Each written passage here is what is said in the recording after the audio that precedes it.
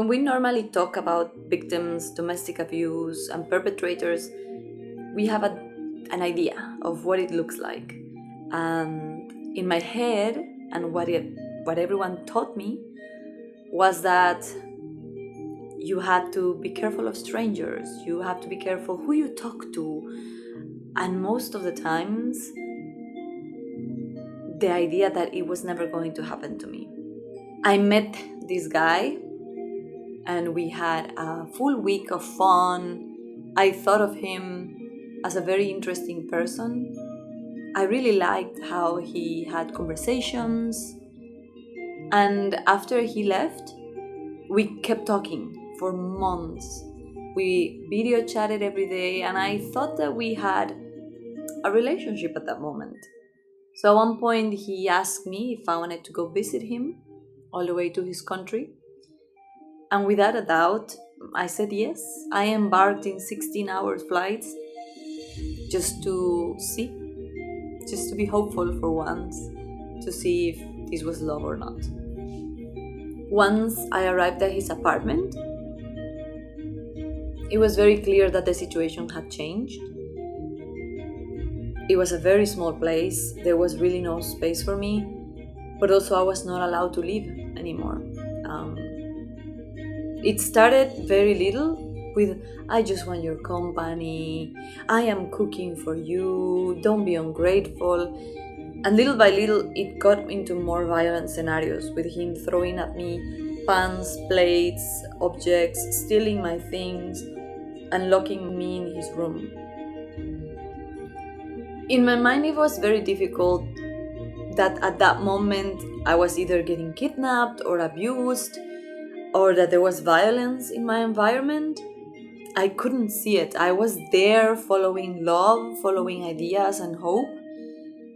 And when I arrived to this foreign country, the immigration officers treated me very badly. And that sort of set the scene of me distrusting this new country, in which I didn't feel comfortable. I didn't know people. It was my first time abroad in Europe. And I just, in that moment, I didn't thought. The world seemed already too dangerous for me to go outside or to even fight.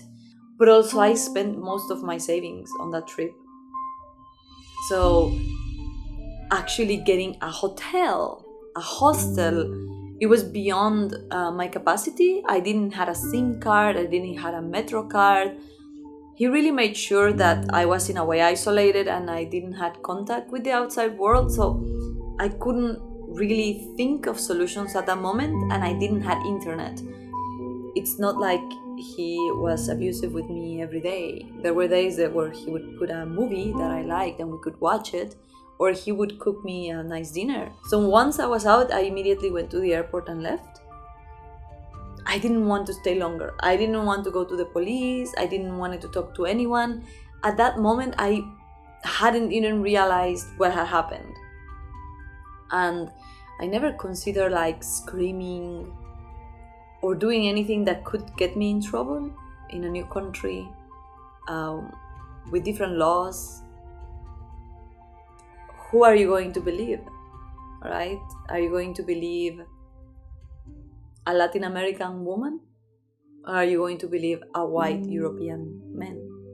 And I felt all this shame of not being smart enough.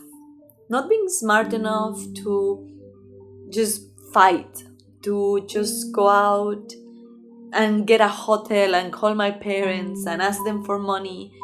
I am a very independent woman and I'm not used to asking for favors. So at this moment, I didn't know what to do. My only chance was to agree, being agreeable, and to hope for the best. You have to be committed. You have to work for relationships. Relationships are not easy. There's problems. And if you're really committed to someone and you want to make it work, you make it work.